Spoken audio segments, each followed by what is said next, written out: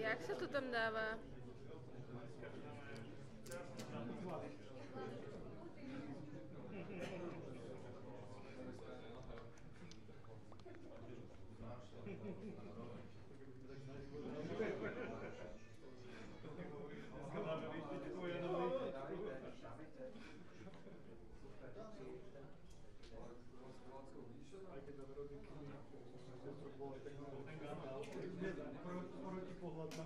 Počuješ ma, Vavroš? Je to OK?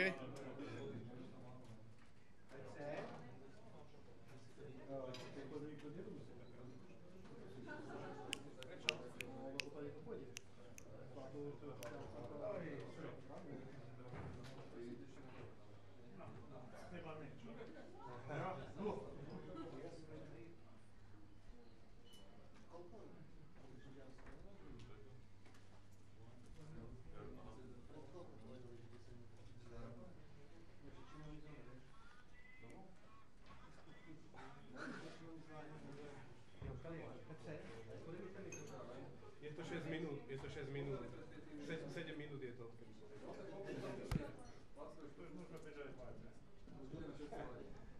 Idem voľby vyhrať.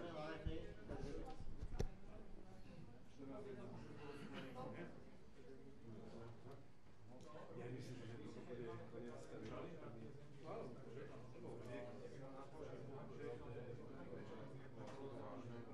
Ale viem si predstaviť, že ešte urobil vážne.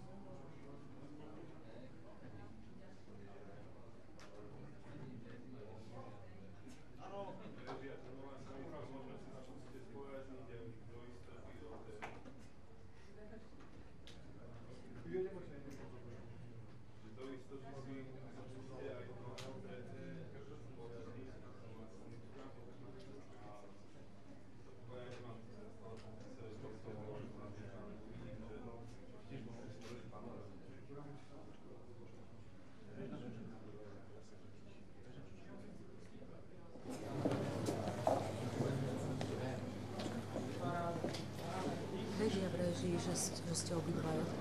No, hej, samozrejme. Ja im to teraz, to ti oznamujem. Viem, že som to organizoval.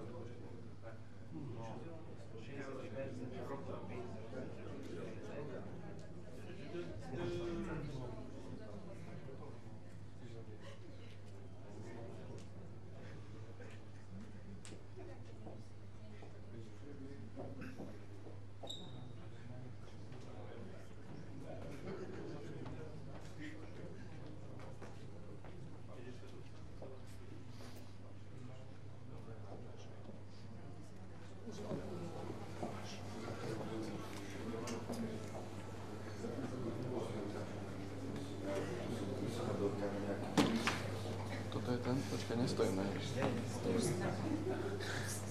No, že nemá.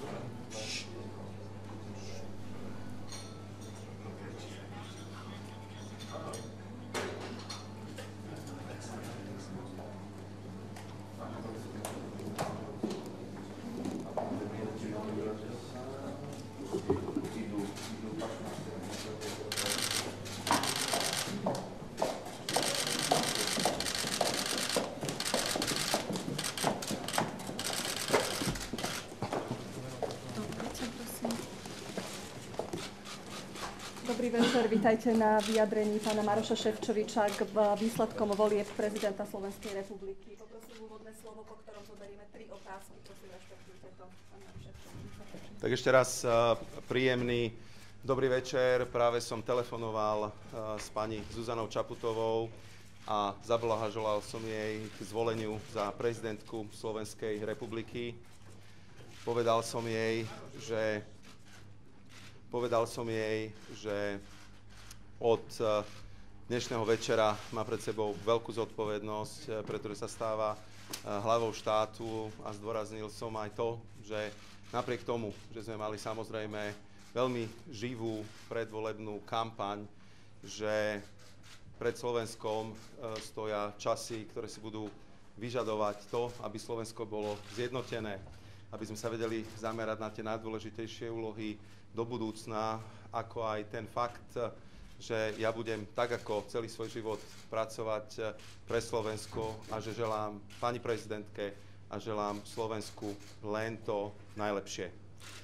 Posielam jej kyticu, lebo myslím si, že prvá žena, ktorá sa stane hlavou štátu, tak si túto kyticu zaslúži, a myslím si, že teraz tie najbližšie dni stráviť tým, že sa bude pripravovať na túto úlohu. Čiže z môjho pohľadu by som chcel v prvom rade poďakovať všetkým voličom, ktorí prišli k voľbám. Chcem sa poďakovať všetkým voličom, ktorí mi dali svoj hlas. Považujem to za veľký záväzok a budem rozmýšľať ako s týmto veľkým záväzkom voči všetkým tým ľuďom, s ktorými sme sa stretli, s ktorými sa porozprávali, ktorí mi dali svoj hlas, v budúcnosti naložím.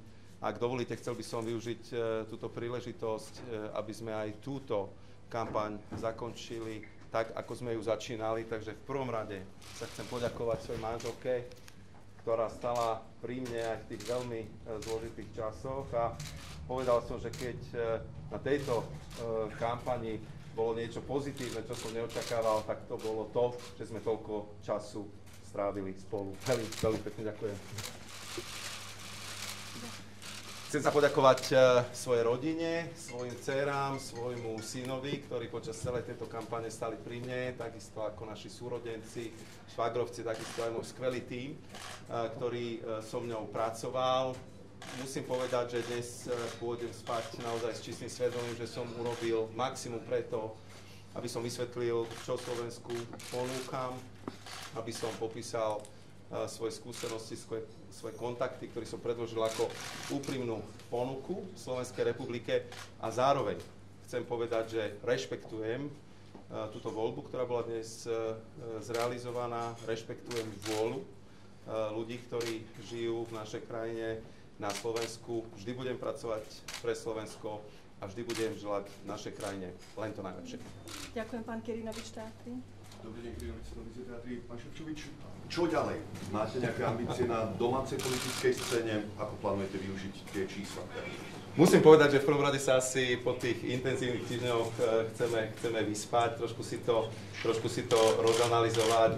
Ja sa určite budúci týždeň budem musieť vrátiť späť do Bruselu. Zajtra popoludní sa budem musieť pozrieť, čo ma tam čaká, lebo veľmi dobre viete, že som si vybral špeciálne neplatené voľno, ktoré sa v tej bruselskej hantýrke nazýva volebná dovolenka. Musím povedať, že necítim sa dramaticky oddychnutý po tejto dovolenke, ale v podstate budem sa musieť pozrieť na to, aké povinnosti ma čakajú tam, a naozaj by som povedal, neskôr budem zvažovať, čo všetko toto znamená, ako naozaj naložiť s tou dôverou ľudí, ktorú mi preukázali. Ja si to veľmi vážim, považujem to za veľmi silný záväzok, lebo predsa len keď niekoľko 100 000 ľudí z vašej vlastnej krajiny vám hodia svoj hlas, tak je to niečo, čo si mimoriadne vážite, čo vás naplňa veľkou pokorou a takisto by som povedal aj veľkou hrdosťou, ale zatiaľ nemám nejaké presné plány. Pán Michal, televízia je? Považujete za hrozbu, že ste kandidovali na prezidenta do stranou Smer?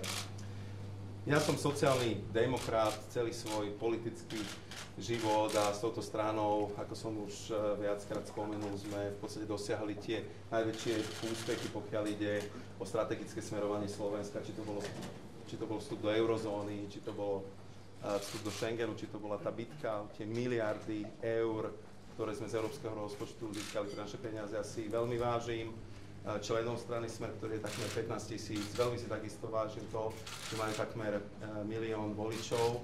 No a jednoducho myslím si, aby som bol úplne úprimný, bez podpory strany Smer sociálna demokracia by som nebol v druhom kole.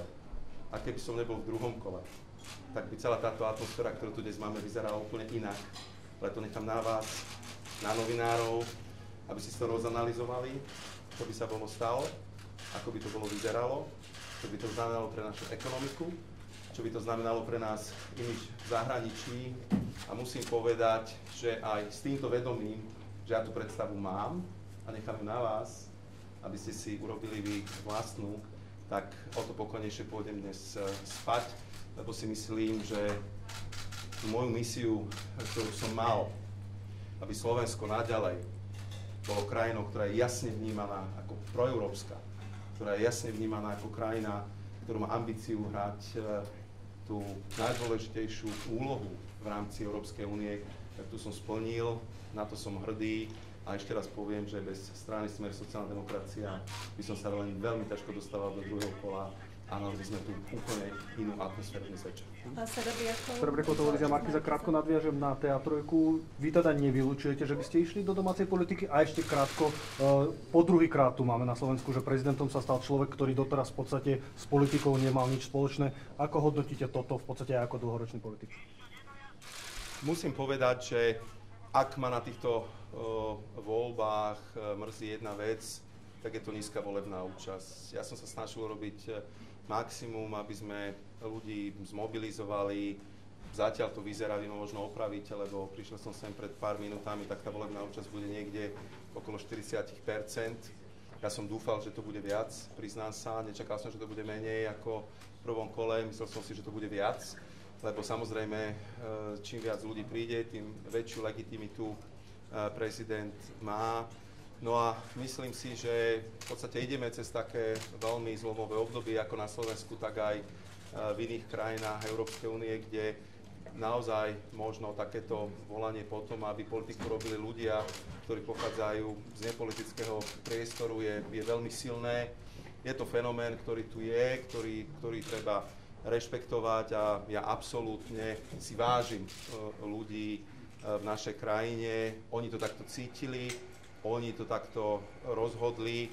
No a myslím si, že aj do budúcna bude potreba sa zamyslieť na tom, ako komunikovať lepšie a takisto aj bude na ľuďoch našej krajiny, aby si sami vyhodnotili, kto tú prácu dokáže robiť profesionálnejšie. Ale dnes si myslím, že nie je čas na takéto úvahy. Treba zaželať novej prezidentke, našej krajine, našim ľuďom na Slovensku len to najlepšie. Dneska to bol sviatok demokracie a jednoducho som veľmi rád, že voľby prebehli takýmto pokojným, civilizovaným spôsobom. Ľudia rozhodli, rešpektujme to, držme si palce, vždy budem pracovať pre svoju krajinu a vždy budem želať len to najlepšie. A tá domáca politika? Viktor, predsedu Smeru, respektíve volebného pán Vagovič, môžete Ja som sa rešpektovať, hlásil, ste nesúhlasne kývali dám hlavou, slovo. neviem z akého dôvodu, tak som si zobral slovo, neviem. Ja som kandidoval ako nezávislý kandidát na post prezidenta Slovenskej republiky. Môžem vám povedať, že nemám žiadne plány, pokiaľ ide o stranickú politiku. Ja som sociálny demokrat, som ľavicovo orientovaný politik. No a v podstate som sa dozvedel výsledok prezidentských volieb pred pár minútami a určite uznáte, že sa potrebujem so všetkým týmto rozobrať a pripraviť sa na tie ďalšie kroky, ale naozaj s takouto ambíciou som do tohto prezidentského súboja nevstupoval. Posledná otázka, Rita Fleischmanová, RTVS, nech sa Pán páči. Šefčovič, po týchto čerstvých skúsenostiach zopakovali by ste si kampaň prezidentskú o 5 rokov? O 5 rokov naozaj nevieme, kde budeme o 5 rokov. Môžem vám povedať len to, či by som do toho išiel znova. Môžem vám povedať, že určite.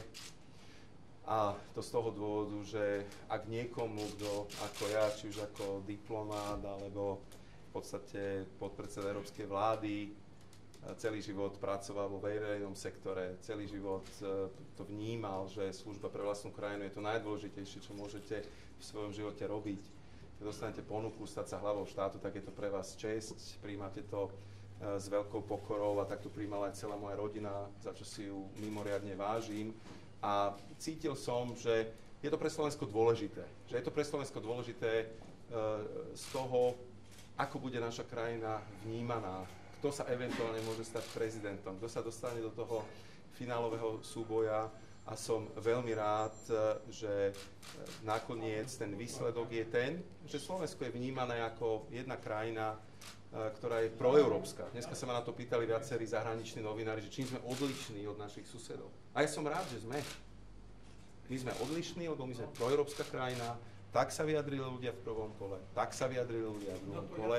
Je to akože mimoriadne dôležité, nie len pre, by som povedal, také strategické zahranično-politické smerovanie našej krajiny. Je to dôležité preto, ako nás vnímajú investori, je to dôležité preto, ako nás vnímajú investori a myslím si, že je to dôležité aj preto, ako sa vnímame my sami. A z tohto dôvodu som veľmi rád, že som dostal tú šancu byť naozaj pri tých všetkých kľúčových rozhodnutiach, ktoré Slovensko do tejto strategickej roviny posunuli. Či to bola eurozóna, či to bola Schengen. Ako môžem vám povedať, že keď pracujete ako človek, ktorý robí pre vlastnú krajinu ako diplomát, tak nemáte väčšej radosti, keď sa vám podarí byť pri takých historických míľnikoch, že vám zrazu z bankomatu vypadnú eurá, respektíve, že prejdete cez hranicu do Rakúska bez toho zastavenia, na ktoré sme si tam všetci museli zvykať. Alebo keď vidíte, že proste tie miliardy eur, ktoré ste sa hádali, naozaj sa stali súčasťou európskeho rozpočtu, ktorý je určený pre Slovensko. To boli pre mňa, musím povedať, také najdôležitejšie chvíle, kedy som naozaj cítil takú radosť z toho, že robíte svoju prácu a že môžete tak poslúžiť v dobrom slova zmysle svojej krajine a ľuďom, ktorí žijú pod Tatrami. Toto je ten pocit, ktorý si odnášam aj z tejto kampane a hovorím, že to bude, by som povedal, tá moja vrcholná motivácia aj do budúcna, lebo celý život som takto žil. Považujem to za takú najdôležitejšiu profesionálnu výzvu a som veľmi rád, že ma v tom podporuje moja rodina, ktorá sa v tom so mnou stotožnila. Čiže veľmi pekne vám ďakujem. Mojej manželke dám ešte jednu pusu a želám vám veľmi pekne. Ďakujeme veľmi pekne. Inak v kampani. Keď ešte naozaj porozprávame sa zajtra. Ďakujem pekne.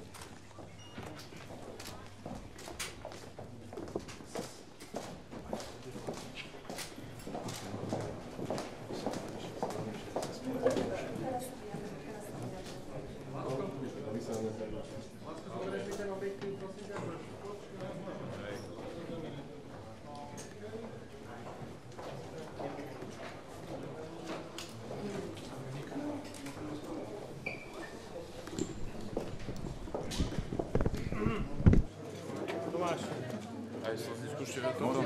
Môžeme ísť domov, hurá!